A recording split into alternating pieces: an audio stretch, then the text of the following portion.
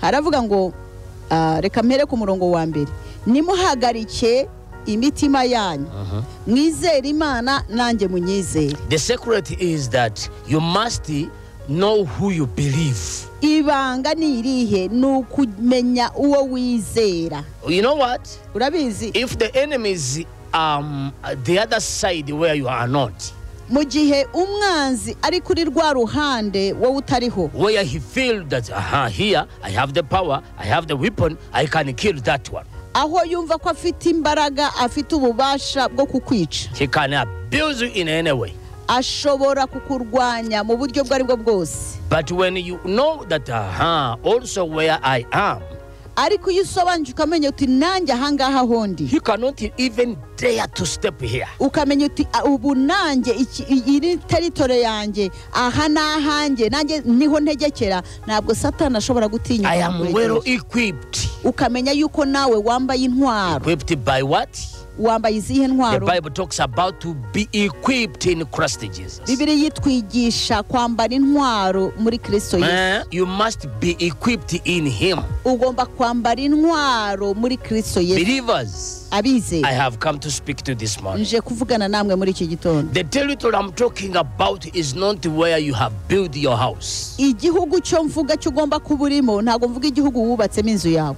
The territory I'm talking about is not your church where you go every Sunday as a religion. Igihugu ugomba gutegekeramo kabamo, ntabwo ari urusengero rw'ujya gusengeramo buri gihe. Yes. The territory I'm talking about is not the gathering papers you have gathered together. You now claim it. I have a certificate. I have a degree. I have a master. I have a whatever. Those not the territory I'm talking about. Igihugu mvuga ugomba gutegekeramo, so uvuga ngo narize mfite ibi n'ibi, mfite ibi n'ibi, mfite izi mpapuro, mfite izi mpapuro. No. Oya. You must get understanding that Christ must be your territory. Ugomba kusobanukirwa yuko Kristo ari ugomba kuguhindukira icyo gihugu ugomba guturamo kandi ugashobora gutsinda abantu. And even the Bible clearly says, ndetse na Bibiliya ibivuga neza, if you are in me, hear the statement, ijambo ry'Imana rivuga ngo nimuguma muri and njye I in you. nanjye nkaguma muri mwe, Once again, even my word in you again. ndetse n'ijambo ryanjye rikaguma muri mwe, Then say anything. musabe icyo mushaka cyose. Yes. Yes. But that statement does not talk about to just asking, but it says you can do anything. Icyo cyanditswe ntabwo ari ugusaba gusa, ahubwo icyo ushaka icyo ari cyo cyose wagikora. But when you are in the right territory, ariko iyo utuye mu gihugu nyacyo, ubwo ndavuga gutura muri Kristo, kuba Yes. muri Kristo, nimuguma muri nge, ijambo ryanjye rikaguma muri mwe, musabe icyo mushaka cyose. when you are in me, Iyo uri muri we and then when I'm in you, kandi nawe akaba muri wowe, there is a covenant between hari isezerano hagati, that you must be in him, hari isezerano hagati yawe n'Imana yuko ugomba kuba muri yo, because for him, kuko yo he chose before you knew even yahisemo mbere yo kubaho kwawe to make you his own temple. kugira ngo wowe uhinduke urusengero rwayo.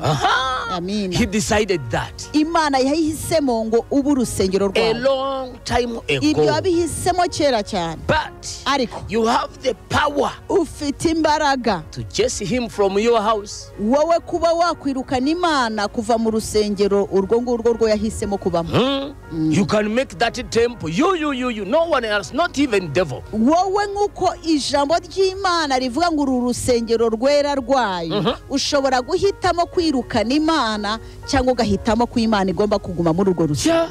Let me ask you a question. Reka nkubaze ikibazo. You mean people bow down to worship the tree, just the timbers? These normal trees which they make with their hands. You mean in their mind they don't know that God is there? Mbese utekereza abantu bahitamo gusenga ibishushanyo bibarije, gusenga ibintu babajije bakabihindura Imana, bakabipfukamira kandi aribo amaboko yabo ariyo yabibaje, utekereza yuko abo bantu Imana ishobora guhitamo gukomeza gutura muri bo? You mean no.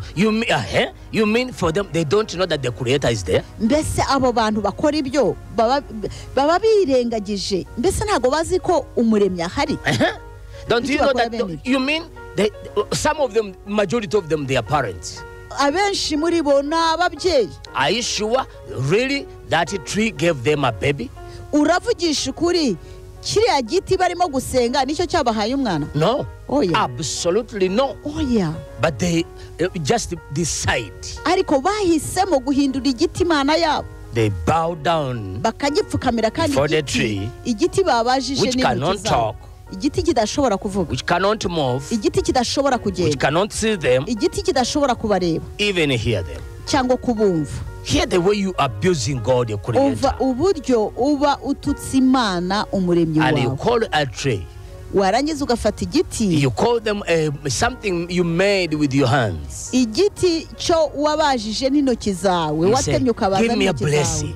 Ukagisaba ukagipfukamira ukakivuga ngo mpumugisha. You decided that.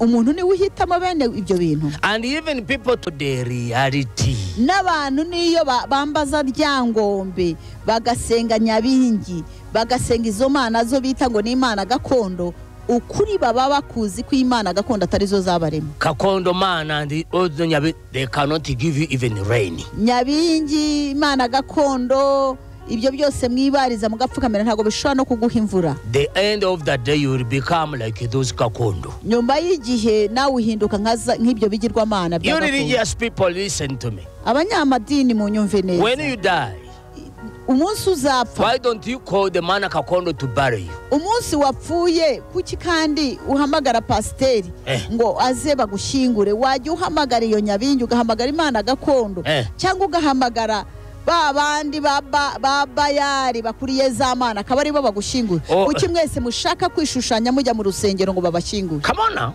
Yeah. Hey, why are you always called the person you always ignore and abusing even, and you want someone to bury you? Why not this kind of a tree you made with your hand? Why not Nyabingi? Why not Manakakondo? Why not Bachwez?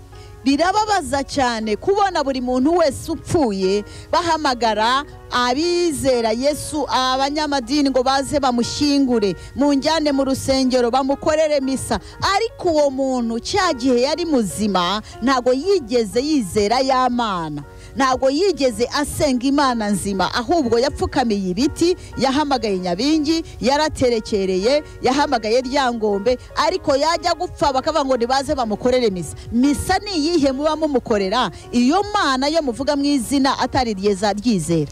Pastors, reverend and father and bishop and whatever in your dignity, I'm so sorry, but I want to challenge you.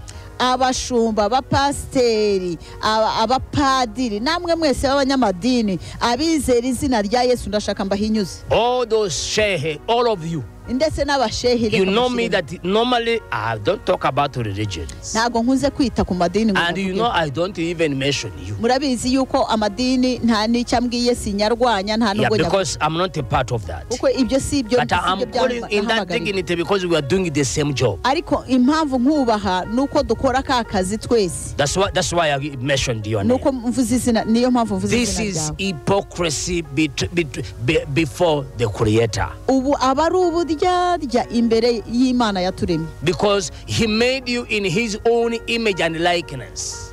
Kuko yakuremye mu ishusho yayo kugira ngo use nkayo. He could command a tree to become his likeness. Aba yarahisemo gutegeka ibiti bigahinduka ishusho ye. But he didn't. Ariko Imana siko he could command the stones to be one of the image and likeness in his. Yakaba yarategetse amabuye akaba mu ishusho ye. He didn't. He selected you. It is you to decide to chase God from that house. So, he made. Ni wowe ushobora guhitamo kwirukana Imana kuva muri iyo nzu yiremeye cyangwa ugahitamo ko Imana igomba kuguma muri iyo nzu. Here verse 3. Umva umurongo wa 3. In that book.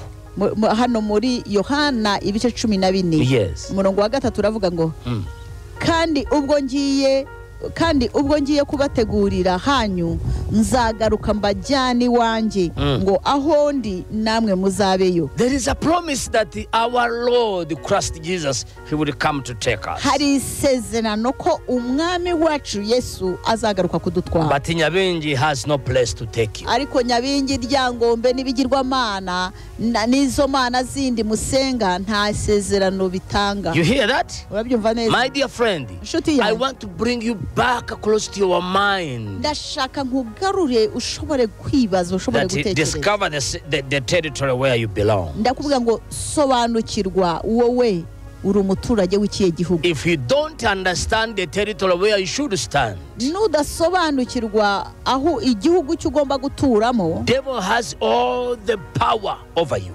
Satani afite ububasha hejuru yawe. There's some guys in the Bible, hari abantu bamwe muri Bibiliya, son of a prophet, abana b'abahanuzi, son of priests, abana b'abatambyi, son of a pastor and reverend. abana b'abapasiteri cyangwa ba revera. They used to see Apostle Paul preach the gospel. Abo bana bari baramenyereye Imana kubera yuko mbese nabita nk'abana b'abanyamadini bari baramenyereye Imana.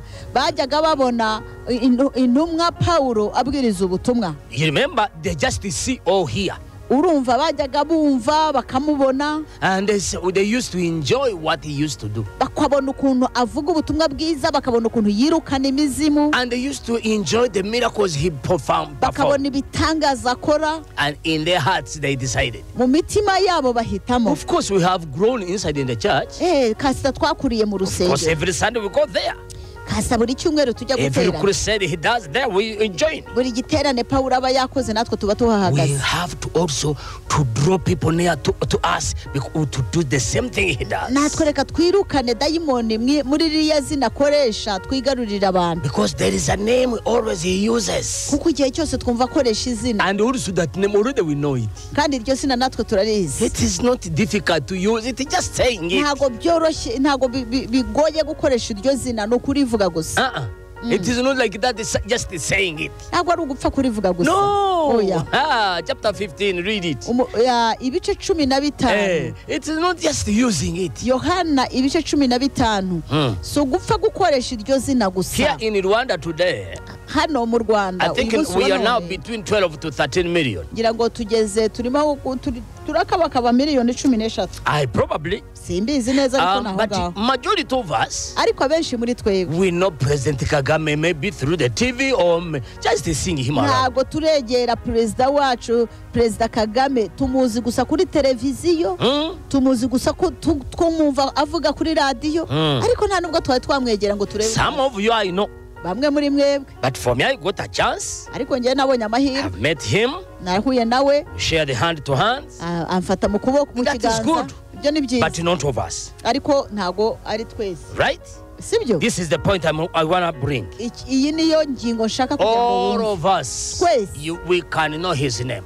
Twese tuzi izina rya perezida. We can claim that we are in Rwanda, in his country. Twese turavuga turi mu Rwanda kandi dukunda perezida wacu. And you can also say I am his muturage, citizen. Yewe nkunda umuturage ntuye mu Rwanda kandi perezida wanjye ndamukunda. It's okay. Ni byiza. Maybe some of you have indangamuntu or you don't. Abandi mufite n'indangamuntu y'u Rwanda, hari n'abatayifite. But I want to give you this one. Ariko ndashaka nkubwire. What makes you to be a Rwandan? Igituma uhinduka umunyarwanda. No, not seeing him on TV. Ntabwo ari ukureba perezida kuri televiziyo. Come on now. Not just to hear about his name. Ntabwo ari ukuvuga izina rye no kuryumva. Not about to claiming, oh, I love him. I love the way that man. Ndamukunda cyane, nkunda uriya mugabo cyane. It doesn't work. Ibyo ntibikora. There is a connection you must have with him. Hari kugira ngo ushobore kuba uri umunyarwanda, hari connection ugomba kuba ufitanye na president. Number 2. Icya kabiri. Does him know you really? Mbese koko president arakuzi? You know him through the TV. Wowe umuzi kuri televiziyo. Through the news. Mu makuru. And anything. Ni ahandi hose. Does him recognize you that you are there? Ariko Perezida Kagame yaba kwemera nk'umuturage w'u Rwanda. Are you sure? Uravugisha ukuri? If you don't have a connection there, iyo udafite iyo connection, iyo udafite icyo kigutuma akwemera nk'umunyarwanda, akumenya I'm nk'umunyarwanda, telling you, you are just a stranger, or maybe you are passing by in his country. igihe cyose uzahora uri umunyamahanga ndetse n'ubwo waba waravukiye mu gihugu cy'u Rwanda. Okay, let us read that. Let me confirm my message with that example. Reka nshimangire ubutumwa bwo ndimo kukubwira. Verse 1 chapter 15. Umurongo wa mbere Yohana 15. Haravuga ngo ndi umuzabibu w'ukuri. Yes. Kandi data ni nyirawo It is not uwuhingira. any muzabibu. Ntabwo ari umuzabibu ubonetse. This is not any true vine, not vine. Ntabwo ari umuzabibu ubonetse ahubwo There ni is this attachment of a true vine. hariho iryo jambo uwo mugereka Yesu yongeyeho ngo ndi umuzabibu ariko w'ukuri. Brothers and sisters, Bene data mu nteze if you amatwi, want to make an impact on planet, naba ushaka kuzana impinduka mu buzima bw'abantu kuri iyi si, stop being there like you are not there. rekeraho kubaho nk'udahari. You must know that in anything to make sense, there is attachment. Ugomba kumenya ngo ikintu icyo ari cyo cyose kugira ngo kigaragaze umwimerere cyangwa kigaragaze ko kiriho, kigomba kuba gifite umugereka muzima. Hear this. Umva, Prayer without action, the Bible says, that is dead. kwizera kutagira ibikorwa niko gusenga kutagira ibikorwa. Bibiliya iravuga ngo kuba ntacyo kumbaza. Faith without action is dead. Kwizera kutagira ibikorwa kuba gupfuye. Prayer without action is dead. No gusenga kutagira ibikorwa kuba gupfuye. Action without prayers and trusting God is also dead. Noneho n'ibikorwa bitarimo gusenga, bitarimo no kwizera Imana, nabyo biba bipfuye. You hear that? Urabyumva Which neza. means you must put some attachment at least. Bigaragaza ngo mu isengesho ryawe hagomba kuba hariho umugereka wo kwizera, hagomba kuba hariho umugereka w'ibikorwa. Prayer without a sacrifice, it doesn't mean Gusenga anything. kutarimo igitambo ntacyo kumaze. The altar without a priest, that's not the altar. Igicaniro kidafite umutambyi ntabwo aba ari igicaniro. Come on now. Amen. You have to understand this. Igicaniro kidafite umutambyi, kidafite n'igitambo ntabwo aba ari igicaniro. Because most of the time I hear that. Kuko akenshi ndabyumva. Tuli n'ekyoto. Dufite igicaniro, dufite igicaniro. Ekyoto tekibera mu buli nyumba. Ntabwo igicaniro kiba muri buri nzu. Ekyoto kirina kubeera kabona wabeera. Igicaniro kibaho umutambyi aba. Kubanga omutambyi yateekako sacrifice. Kuko umutambyi niwe ushyira igitambo ku gicaniro. Come on now. Amen. Nonte buli nyumba. Ntabwo ari buri nzu. Kati wulira olunyiriri. Umva uno murongo. Umva ijambo ry'Imana. I am the true vine, not just the umuzabibu vine. w'ukuri, kandi data niwe nyirawo uwuhingira. Then that muzabibu has the owner, the one who cultivates it. Uyu muzabibu ufite nyirawo uwuhingira. Which means that one, the one who come to cultivate, Bigaragaza ngo uyu nguyu uza guhingira uyu muzabibu, he owns that land. niwe nyir'uwo muzabibu, niwe nyir'ubwo butaka. Remember the territory I'm talking about. Wibuke ko ndimo kuvuga ku gihugu. Can you just go in someone's land and then you Ndimo kuvuga cultivate? ku gihugu, ndimo kuvuga ku butaka, ndimo kuvuga ku mwanya. Ushobora kujya mu mwanya utari uwawe ukagenda ugatangira kuwuhinga. You hear where you should belong? Urumva ahantu ugomba kuba uri. Aha! I am the true vine. Ndi umuzabibu w'ukuri. Hear the word I am. Umva iryo jambo ndi. Ndi. It is power. N'imbaraga. I am. Ndi umuzabibu I w'ukuri. personally, the one who you are listening, Ambassador Yewe Charles. ubwanjye uwuteze amatwi Ambassador Charles. I am a chosen vessel. Ndi igikoresho Don't you cyatoranyijwe. hear that? N'ubyumva And I se? am a clean vessel. Kandi ndi igikoresho cyera. Don't you hear that? Niwumva se? And I was separated to serve God, Kandi nararobanuwe kugira ngo nkorere Imana. not to any job, Atari akandi kazi akariko but to kose. a unique job for my Father. Ahubwo akazi keza ka data. What about you? Wowe se? Here, we are the following. Umva uko uhavuga. Ishami ryose muri nge, ishami ryose ryo muri nge ritera imbuto arikura. Now stop there. Any branch in. Ishami ryose ryo muri nge. Let me go back to President Kagame and his citizens. Reka nongere ntanga urugero rwa Perezida Kagame n'abaturage be. If you don't have endangamuntu for Rwandan, iyo urafite indangamuntu y'u Rwanda you are not connect to President Kagame. ntaho uba ufitanye connection na Perezida Kagame, ntabwo aba ari perezida wawe. Come on now. But Jesus say any branch which is not connected. Yesu nawe aravuze ngo buri shami ryose ryo muri nge ariko iri shami ritera imbuto data rikuraho. Let me ask you a question. Reka nkubaze ikibazo. Where do you depend to bear fruits? Wowe wiringira iki kugira ngo ushobore kwera imbuto? Ogamba kwiringira oba osinzira kuki? Wowe ushingira kuki?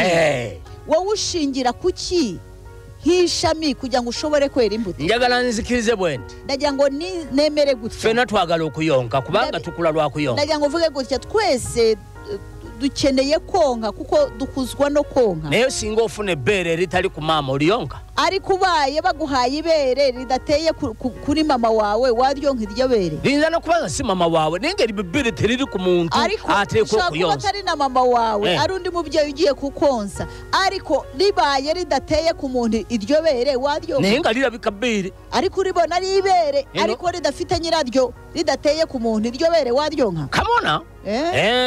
Njagala utunurire boyonke bere ngurira biburabe rifane bere ya nyabo. Ndagira ngo ukuntu urebe ukuntu ushobora gufata ibere ryuhuye naryo ahantu hariho hose ritari ku muntu ukavuga uti yo iri bere rirasa nk'irya mama reka ryonke. Urisanze mu supermarket ukarisanga muri supermarket baritunde nakuzino bagatunda.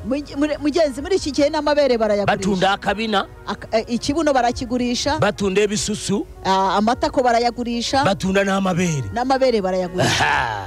Kakati oisobora okuyonka ebere ryo nofuna benefits. Iryo bere bene iryo waryonka koko ukabonamo intungamubiri. Kakati no bwe kitobo kiri nuko rero biri nti abasinga mubona yuko abantu benshi barababara bagakubitika muyonke kifana nebere kubera yuko mwahisemo konka igisa nk'ibere naye si bere rya mama, ariko atari ibere rya mama. Come on now. Yensonga mulwadde bwaki. Niyo mpamvu mwarwaye bwaki. Muyonke bere. Mwonsi bere ritali rya mama. Ritali rya mama. Yensonga mulagula bitaliyo. Niyo mpamvu mwihanurisha ibitariyo. Banga mwayonke bere. Mugahanura ibitariyo kuko mwonsi bere. Ritali rya banyamo. Ritali rya banyoko babyara. Eri bere muyonka nga sirya nyoko. Iryo bere mwonka atari rya nyoko. Weri kulwaza nerirwaza n'abakuri mu maso. Iryo bere rirakurwaza rikakurwaza n'abakuri imbere nabo baje konka iryawe. Jukira bateka woteke. Kubera yuko ni iriterano. Ate rirabika bulungi ngeri ya mama lyenye. Kandi iryo bere ry'iriterano rigasa neza cyane naryo nkaho ari iry'umwimerere. Yesu agambe bwa. Yesu avuze atya. Ekirabika bwe kitonga kiringe bere. Aravuga ati bene icyo gisa nk'ibere ariko atari ibere. Nenga teyinza kuvamo mata. Ariko ridashobora kuvamo amashereka. Come on now. Olina nyini nimiro bwajja. Uriya nyiri umurimi yaje. Eri alitema kubanga amanyingi nubatera litere. Iryo bere rikuraho kubera yuko yamenye yuko nta kamaro rifite. Teriba muntunga mubiri. Ridashobora gutanga amashereka. Come on now. I preach about it now. Ndashaka nkubwire ngo Yesu bene iryo bere niryo irishami ritera imbuto. Bene iryo bere ry'iriterano. Iryo bere ridashobora kuvamo amashereka ashobora gufasha umwana. Iryo bere ridashobora kuvamo ikintu. Bene iryo bere rimeze nk'irishami ritera imbuto. Yesu yaravuze ngo rigomba gutemwa. Kale no nze njagala kuyamba omubiri gwa Kristo gye muri. Ndashaka gufasha umubiri wa Kristo aho uri hose. Kubanga nze gwe mugaso gwange. Kuko njyewe niko kamaro kanje. Muyiye na yawulibwa. Muri Kristo Yesu naratoranyije. Era muyiye natukuzibwa. Kandi muri we narejejwe. Ate muyiye ye nasonyibwa. Kandi muri we narababariwe. Ate muyiye ndi veso. Kandi muri Kristo Yesu ndi gikoresho cye. Muyiye mfukira icyo yetaga. Muri we niho mpindukira icyo Yesu ashaka. Era muyiye mfunira victory. Kandi muri we niho mbonera ubutsinzi. Nze sisobola kubeera out of Rwanda. Njyewe ntago nshobora kuba hanze y'u Rwanda. Nenclaiminga bye siri. Nkahita kuvuga ibyo ntari. Naye bwe mba nina endangamuntu. Ariko iyo mfite indangamuntu nomanyira nga ne bwe mba ndi ruddawa. Ukamenyera nubwo naba ndi heza. Ugatomanyira nze Kagame ngenda mugamba. Nakubwira nti wimenyera mfite igihugu cyo nkomokamo ndabwira leta yanjye ndabwira president. Uri abo enclaiming ebintu bibiri. Uruva ukuntu nzi ibintu bibiri byanjye. Ngenda claiming ensi yange. Ngiye kuvuga ko ndi umunyarwanda. Nkulage nti nconnectinga ku President Kagame. Kandi nkwereke yuko na President Kagame nzi kuko nawe joli nawe ahuri gezako kulaba ngo connectinga ku mukulembeze wawo. gerageza nawe urebe ngo ufite connection ku muyobozi wawe akumanye akumenye kakati eno mu bulamu buno bwe tuclaiminga muri ubu buzima rero bw'agakiza twese tuvuga ko dukeneye pastor nange nsaba pastor rega nanjye ndasenga okusaba tekikufuula mu Kristo gusenga sibyo biguhindura uwize pastor nange ngenda mu church rega pastor nanjye njya mu rusengero ata oloze message tezigena mu church utekereza yuko imbebazo zitaba mu nsengero kati ukugenda mu church tebikufuula mu Kristo kujya mu rusengero sibyo biguhindura umukristo muzima ompulide pastor bisande sisibanze rega njyewe ntago njya nsiba icyumweru ani akugambye nti message zisiba ninde wakubwiye yuko imbebazo mu rusengero zisiba neza ari zibatizidwa nezijura mu ariko zari zemera kubatizwa no kuzura umwuka wera kamana so siburi ikiyingire kanisa siburi kimwe cyose kinjiye mu rusengero wera bidenti n'abasubuzi bayingira mu kanisa wibagiwe n'abacuruzi ko binjiramo bagamije gucururizamo nehinga baze kusubura wibagiwe yuko abacuruzi nabo binjira mu nsengero umugambi wabo ari ugucuruza mu rusengero kati wewunya wowe rero uratanga nti ulabe ubulamu tebukugondedde ugatangazwa no kubona uburyo ubuzima bukugoye singa Yesu agonze ibintu yobu yari bonye mbese yaba Yesu yoroshyaga ibintu buriya yubu yakabaye yarakubititse naye atolozo kubitika bulwadde ariko utekereza yuko gutotezwa no gukubitika ni indwara nze ndoboza nabyo it's one of the opportunity nekereza ko nabyo ari amahirwe to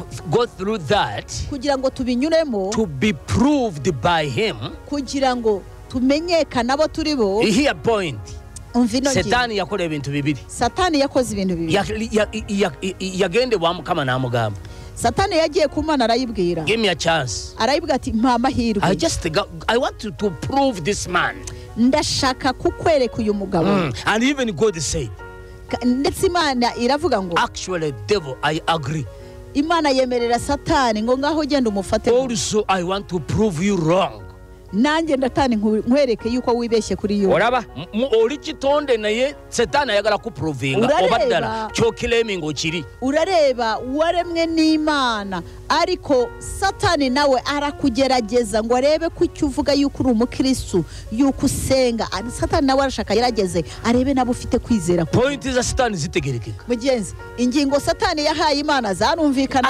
nkimanya agina mu cyaci hanyuma Satani abwira Imana ngo ndabizi yuko yubu ajya mu rusengero nego cyoroboza si cyo kimutwara ariko wowe uratekereza ko agukunda ariko si cyo kimutwara mu rusengero ate mumanyi no kwata ne center awaye ndabizi ni yageze mu rusengero atanga amaturo umanyi rwacyabikore ariko uzimpamvu abitura wakubera aziri na se nukubera yuko wamuhaye menshi nze kugambye mpa chance hanyuma Satani abwira Imana ngo ngewe ndakwinginze mpa amahirwe ari no murimo afite akazi keza business afite business zawayo kubanga akora aratanga kuko akora atona ntwanje Imana yavuga ngo iki kimubesayo kusandi ikimujyana mu rusengero ku cyumweru ayagara abantu bamurabi arashaka abantu bamubona boroza mbabagenze kusi utekereza ko abashe kuramya wowe mpa chance mpa amahirwe katonda naganti kine kisiru cyogede no point Imana iravuga ngo ariko iki gishitani yu Satani yabaho avuze ingingo Satani anirabya claiming Satani nawe aba afite ibyo ashakisha ku buzima bwawe ngakulaba nawe oteka mitwe akakubona nawe yuko ujya mu rusengero uteka mitwe baginde kusande nayo manye kibatwarayo ariko uzi impamvu bajya gusenga ku cyumweru zikibatwarayo ngo baba birabagenze kuzamu pastor man ngo baba bagiye gusubizamo pastor wabo ndi pastor reke kubera disappointed ngo pastor ye kubabara ukakasa uravugisha ukuri mpa chance ngene mba kwateko hanyuma Satani akabwira Imana ati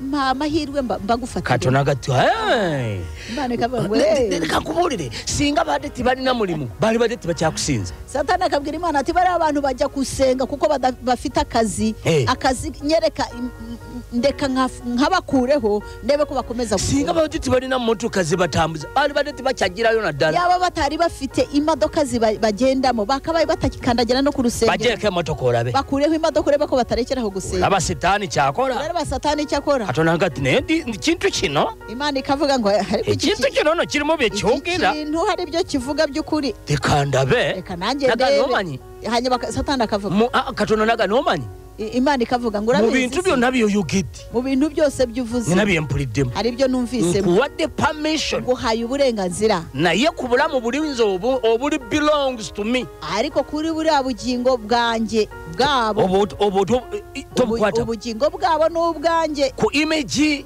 ku ishusho yanjye nabahaye n'iyanjye tokwatako ntubafate naye iye nga ye ariko we nk'umuntu wamagendo ndabire genda undebere wamagendo ndabire genda undebere kati mwabeta abakristaayo mwebwe rero abiyita abakristo temuri walane sitani ntago muri kure na satani era sitani abwali asaba kandi satani aba arimo kugusaba mumpe nkulage mumpe kwata akamotoka kafe olabe reka akamodoka ge gapfa urebe ko atakuvaho mugisale ku murimo olabe mukure ku kazi urebe ko atanamuka mulwaze mu kulwadde olabe reka uburwayi bumufata urebe ko adacika mwavu wazo olabe ko atajja kusaba mutuma akena urebe ko atazakureka kugusaba leten olutalo olabe bwatajja gyoli zana intambara urebe ukuntu akuvaho katuna nagate Imana ikava ngo kale nno njagala kubaliza nuko rero ndashaka gusoza mbabwira you should understand where you belong. ugomba gusobanukirwa aho uba The territory where you stand. wowe igihugu cyawe ni iki ugomba guturamo Who is the Lord of that territory? ninde mwami w'icyo gihugu utuyemo Why are you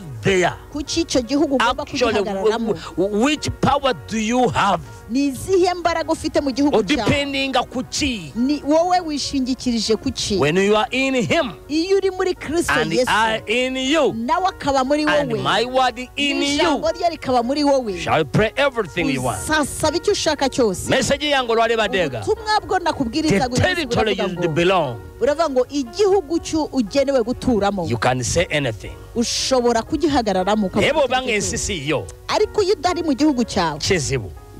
Obama Obama yaclaiming okubera president. Obama yavuze ko ashaka kuba president Because he was claiming kuko yaravuze ati nanjye that I am American. nanjye ndi umunyamerika nayobora iki gihugu Hear that? nubwo yari umwirabura ariko yaravuze ati ndi umunyamerika nabonye ibyangombwa bya Amerika ndi umuturage wa Amerika nanjye naba president w'iki gihugu nkakiyobora Which means bimenyesha all the credentials ibintu byose yasabwaga yari aganti bino binkonekitinga nti ndi mu America. yaravugaga ati ndabifite byemeza ko ndi umunyamerika. Do you have credentials in Christ Jesus? nawe ufite ibikuranga bigaragaza Really? kuri umwana w'Imana uri muri Kristo Yesu Really? koko Obalwa kubaga ugamba kusande ngena nensaba. Shango witwaza gusa ngo nanjye mfite urusengero nsengeramo ku cyumweru ndagenda No kusiba nsiba. no kwiyiriza nkihiriza No kuwayo no mpayo. gutanga nkatanga Devo yakulopye da. Satani yakureze kare Nkebyo bikola. yavuze ngo ibyo byose No ubikora kusaba yakusabye. no kugusaba yagusabye Kambaleke ngamba gamba. reka mbasezere Check mbabwira yourself. mwisuzume Don't claim to be a Christian wivuga ko uri umukristo as a normal one. kandi ushaka kuba wa wundi usanzwe Find out ahubwo how you can be shakisha connected ukuntu ushobora kugira connection to Christ ukuntu Jesus. ushobora gucumekana na Kristo Yesu. I'm Ambassador ni Charles. Ambassador Charles wavuganaga Shalom. nawe. Shalom haleluya Imana yacu ihabwe icyubahiro shakisha uburyo arangirije ku ijambo rivuga ngo shakisha uburyo ugomba kuba uri attached ku ishami ugomba kuba ufashe ku giti uri ishami rigomba kuba rifashe ku giti ariko si ugufata ku giti gusa ahubwo ugomba kwera n'imbuto buri shami ryose riri muri nji ritera imbuto ngo data rikuraho nshuti yanjye igihugu cyamaze kutubwira tugomba kuba dutuyemo ni Kristo Yesu. Yesu yaravuze ngo buri shami ryose riri muri nje icyo nicyo gihugu ugomba kubamo ba muri Kristo Yesu. Injira imbere muri Yesu winjira ute muri Yesu iyo umaze kumwizera ukizera ijambo rye uba wacomekanye nawe kandi cyagutezeho n'imbuto wera. Mwami Imana bishimira abaho umugisha waruteza amatwi Ambassador Charles hamwe na mama w'amahanga Bishop Jory Murenzi mu kiganiro ubuzima buhindura amateka. Turabifuriza ineza y'Imana, imbabazi z'Imana, ubuntu bw'Imana, amahoro ya Kristo Yesu akomeze aganze mu buzima bwanyu. Telefoni watubonaho rero, telefoni ni 07 86 95 6050 07 86 95 6050. Iyo telefoni rero niyo watelefonaho ukayobozaho dukorera hano mu mujyi wa Kigali mu karere ka Nyarugenge mu murenge wa Gitega. Barakuyobora barakwitaba uyi telefone Imana iragufasha. Imana ikumpera umugisha. Telefone ya WhatsApp ni 07 22 52 1978 07 22 52 1978. Turabakunda cyane kandi turabasengera ku manywa na nijoro. Muri abatsinzi, muri abatsinzi, muri abana b'Imana, muri ubwoko Imana yitoranyirije. Imana ibaduhere umugisha. Shalom shalom.